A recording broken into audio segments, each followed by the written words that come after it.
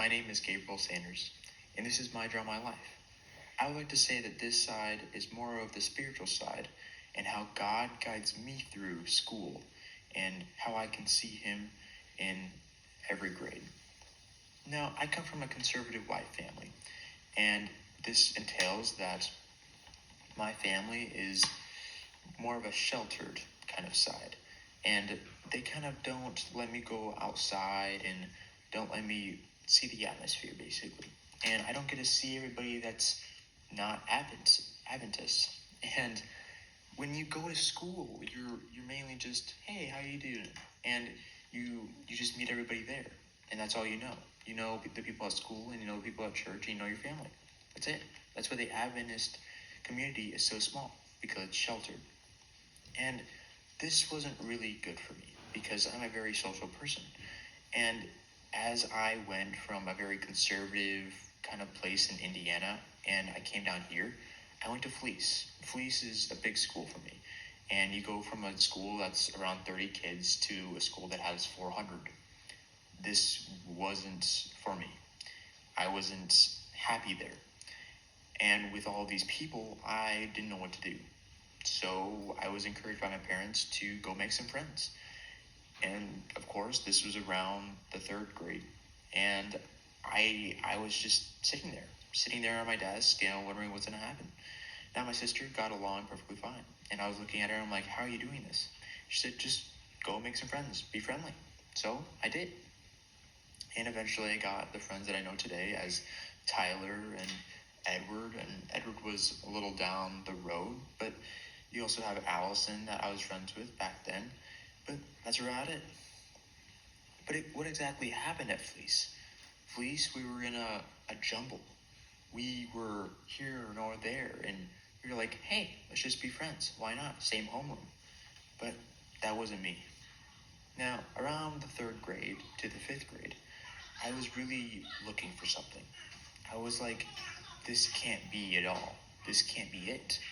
And I didn't want it to be it because I don't want these people to be my friends because you have these limited selection and yet you're at a school at 400 to 500 people. So fourth and fifth grade, I was trying to find my group, my clique, as we call it now. And this wasn't really for me because I don't like cliques. So I discovered the relationship with God. I started praying more. I started looking for someone that I couldn't see, that I couldn't hear. Now, this is more of an outreach and a last resort because I didn't know who to go to. I was suffering. I was getting bullied. So I needed to look for someone that no one else would look at. So I started to grow up. I started to be someone that nobody else was, a spiritual person. And they started looking at me like, who are you?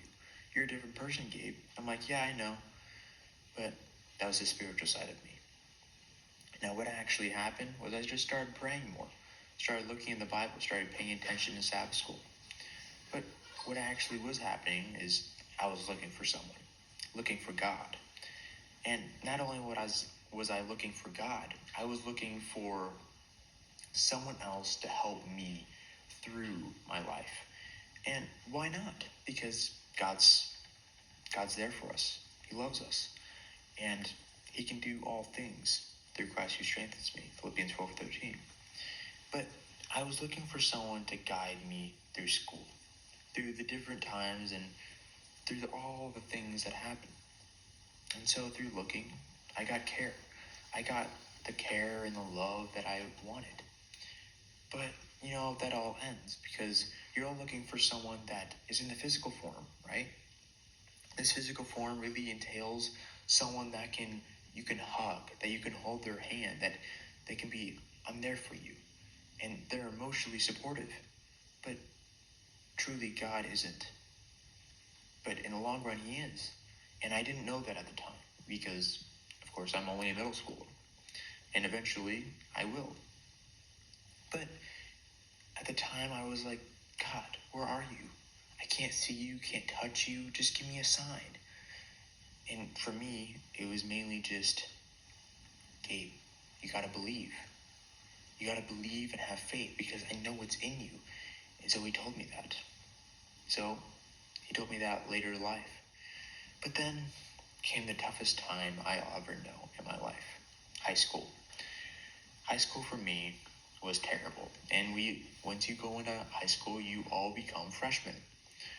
Freshman, you're a freshie. You're got 4 years, and 3 people that always stayed beside me is Tyler, Alex, and Edward. These people were always there. And throughout the 3 years that I've grown with them. But they truly weren't there for me spiritually.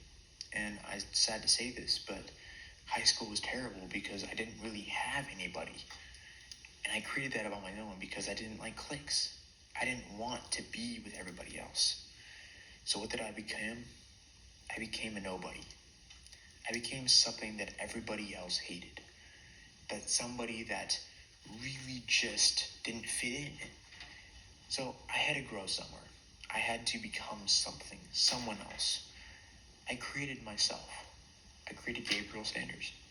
As somebody that is just by themselves. So what did I do? I created a hobby, a class, somewhere that I could be accepted for who I was and what gifts I had. So I joined Cantabile, a group that focused in spiritual music and also secular music. So I grew a love for music, and as it represents, Cantabile. So every single year I would have some fun with a new group of kids that would join Cantabile because it's a select group. I got in for 4 years and I was happy. But this eventually ended because, all things have to end. But I still love music, still sing, still have the good times. But, music is always going to be there. And God will too. Now, as music ends, I had a journey. And this journey was me memorizing songs. And as I memorized these songs, I was like, wait a second. I've heard these songs before. They're hymns. And what are hymns? Hymns are verses in the Bible. Now, as I grew with music grew with me. And I started singing different songs, and people would be like, that's a verse. And I was like, hold on, you're crazy. And it was an opening for me. So I started memorizing songs and started memorizing memory verses. And as middle school came back to me, I was like, hold on, this is all coming back. And I was like, God, you blessed me with this amazing gift, and I can sing and I can praise you with all the things that I have. So that came to pass. And then came along was this teacher that really grew. We had this hole of knowledge. We were like, okay, what are we going to do? We got to dig all of this knowledge out. This teacher was Mr. Moreno, right? We had this shovel and we were like, all right, what are we going to do with it? So we have all this knowledge from Revelation and everything that I taught in class. And we're like, okay, great. He's like, dude, you got to do something with it. I'm like, okay, I will. So then I have all this knowledge and I'm like, all right, I got nothing to do with it. So what did I do? I was like questioning. I was like, okay, God, you got all this knowledge. You got all this stuff. And this is about sophomore year. And you're thinking, great. Why do I believe all these different things? And why do I have all this stuff, all this knowledge? And I had to put it, kind of connected all the dots. And all these question marks started popping up. And I was like, all right, you're telling me what to do. But how do I do it? Right? And then I was like, all right, I got all these questions. Where do I go? Go to the Bible. So what do? I grabbed my mom's quarterly and grabbed the Bible, and I was like, okay, we got to study this stuff. And we go to Revelation, we go to Matthew, we go to the Gospels, we go to Romans, mainly the New Testament, and discover some things. You discover the things that really bring you from an agnostic thinking to a Seventh-day Adventist. What really makes the difference is what you believe. So I finally grew my foundation of what I believed in. This was mainly from Revelation. And this was because of the quarterly, what really helped me. Now, you can have all of this stuff, but you can't just read it to read it. You got to study it. And that's why you can't just read the things. You can't just be a listener. You have to hear it. You have to study it. It has to be your life. And you can't deceive yourself within it all. You can't be like, oh, I know this. No. It has to be your life. And that's why I love this James 1:22 that says, But he, doers of the word, and not hearers only, deceiving yourselves. James 1:22. And as I grew this foundation, I became baptized. It was my junior year, after my sophomore year of all this knowledge gathering in the spring. I was like, oh, this summer, I want to get baptized. And my youth pastor was like, dude, you got to come to classes. And I was like, sure. So we got to classes, and I already had all my knowledge. And he was like, dude, you got to get baptized. I'm like, yeah, I know. So we had a good time and got baptized in the fall. And as this, I kind of just, Holy Spirit's here with me. And it's like, yeah, he's been with us all. I'm like, man, I love this guy. And after that, the Holy Spirit's been with us all. And after that, it was just steps. It was just stepping stones. So from getting baptized, it was building my foundation with God. And you have all of these different events going on, like Flower Vespers.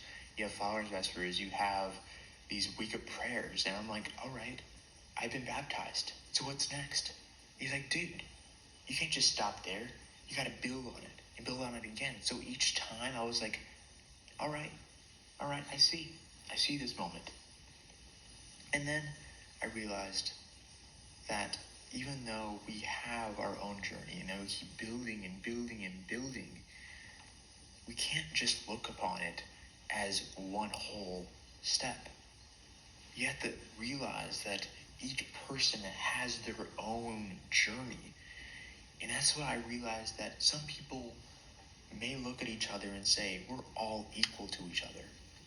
And then we're like, no, we're not. We're not equal at all. So you have this thing inside of another that said, we're equal. But then what's inside of equal? Inequality. We're not equal at all. So we chose to be ourselves. We chose to be human beings. And the person that we love, Jesus Christ, died on the cross for us. He said, my fate is always sealed because God sent his son to die and save us from sin. And that's what I love about him. He came down from heaven and said, I will sacrifice my holiness in heaven so I can come down and save the people that I love. And before he did that, he told a special man called Moses, here's something that can guide your faith. Something that not defines you, but shows others what to do. And these are the 10 Commandments. And this is what makes me different. I'm not attacked by anything or anyone. I have no strings, for I live by God's rules only. So God, bless me in my journey and everything that I hold true. For the 10 Commandments are my only laws that I follow. And that's my story. Thank you for watching. I hope you enjoyed my Draw My Life.